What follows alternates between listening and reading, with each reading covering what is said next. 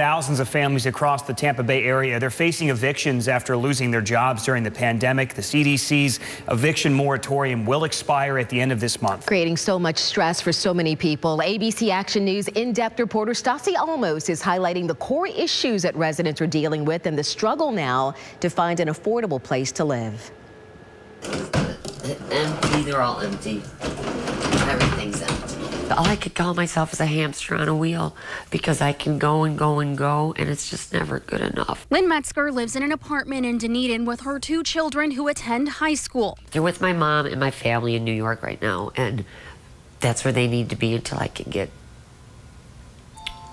have a home. When the pandemic hit, Metzger lost all of her hospitality jobs, from cleaning homes to serving at sporting events. She tried picking up shifts cleaning shopping carts, but the harsh reality hit when it came to paying rent every month. Now, so behind in payments, the only thing keeping a roof over her head is the extension of the CDC's eviction moratorium to July 31st. I'm back to work now, slowly. My wages aren't enough to get me another place. I have to make 3 times the amount of income. Metzger sought help from the community law program in Pinellas County. We just have more and more people that are being impacted and being displaced due to the lack of adequate housing. Attorney Nancy Roden says they've seen hundreds of people in Metzger's position. Currently, she's working on about 50 cases. Despite the moratoriums, we have seen writs getting served and people being displaced from their housing simply because they didn't get there in time and respond appropriately to the court actions. The moratorium only works if this form is filled out and given to the landlord. So I asked the county clerk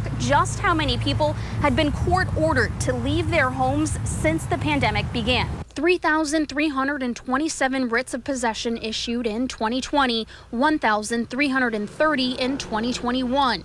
Florida's moratorium lasted from April 2nd to October 1st. The CDC's moratorium started in September. But when I took a closer look at the numbers in both Pinellas and Hillsborough County, I found the moratoriums were the most effective in stopping evictions when they were first put into effect. In Hillsborough County, evictions are now much lower than in Pinellas. The county tells me judges aren't signing off on any eviction proceedings until the moratorium ends. There's hundreds of cases in the system right now. There might be some landlords that are waiting until the CDC expires to file the cases. Most counties have emergency rental assistance programs helping people pay rent, but paperwork can be tedious, and sometimes landlords can't wait for the funds to come through. Particularly smaller landlords have a really hard time dealing with the financial burden of a tenant who may be behind on rent. Are you finding that this program and these funds, the CARES Act, is it enough to really help people? That question probably goes beyond just the scope of these assistance programs. It has to do with economic opportunities, housing affordability more broadly, and those are definitely issues that are top priorities for Pinellas County. Less things for me to move in case I had to be out of here fast. I don't know what to do. I pray that something's going to come up. Reporting in Pinellas County, Stassi Almos, ABC Action News. Thank you, Stassi. That woman that we spoke with, Lynn Metzger, tried to get affordable housing, but tells us the wait list is more than 3 years long for a family unit in Dunedin.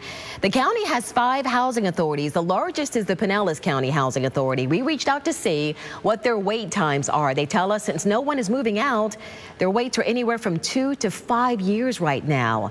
And here's a look at some of those wait lists. A 1-bedroom unit for people 62 and older has a wait list of 300 applicants. A 5-bedroom apartment at Rainbow Village has 690 applicants, and a 1 to 3 bedroom at the Landings at Cross Bayou has 977 people on the wait list.